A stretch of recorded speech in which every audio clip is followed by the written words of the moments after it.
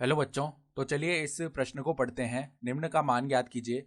Limit x अग्रसित हो रहा है 2 की ओर, x की घात 4 माइनस 16 बट्टा x माइनस 2।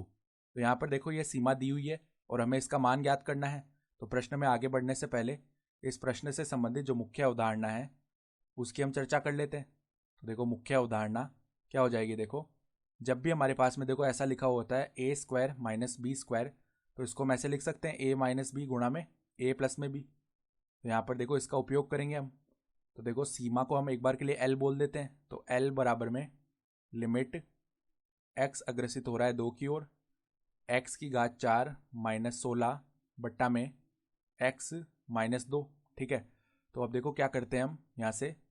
बट्टा में एक्स माइनस 2 है तो 2 अगर हम सीधा ही रख देते हैं तो बट्टा में 0 बन जाएगा।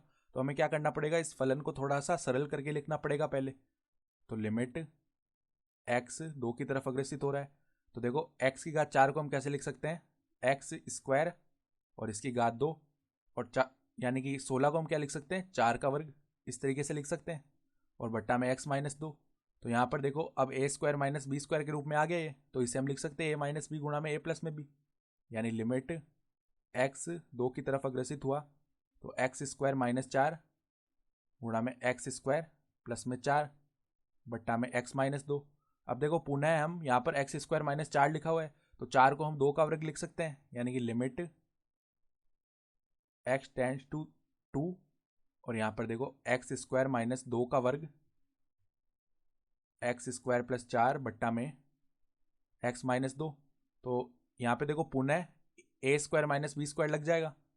तो लिमिट एल का मान क्या बना हमारे पास, लिमिट एक्स 2 की तरफ अग्रसित हो रहा है और ये हो जाएगा एक्स माइनस 2 गुणा एक्स प्लस 2 गुणा में एक्स स्क्वायर प्लस में 4 बट्टा में क्या है हमारे पास एक्स माइनस 2।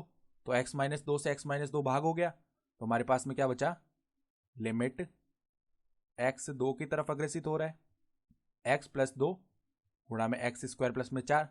अब देखो जो पद दिक्कत कर रहा था बट्टा में एक्स माइनस 2 वो तो हट चुका है।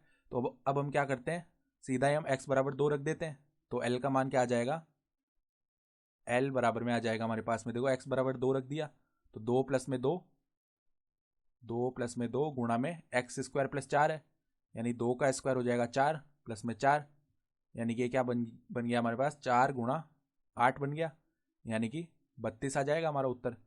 तो इस सीमा का मान कितना आ गया हमारे पास, 32 आ जाएगा मान, और ये हमारा उत्तर भी हो जाएगा। तो आशा करता हूँ कि आपको ये प्रश्न समझ में आया होगा। धन्यवाद।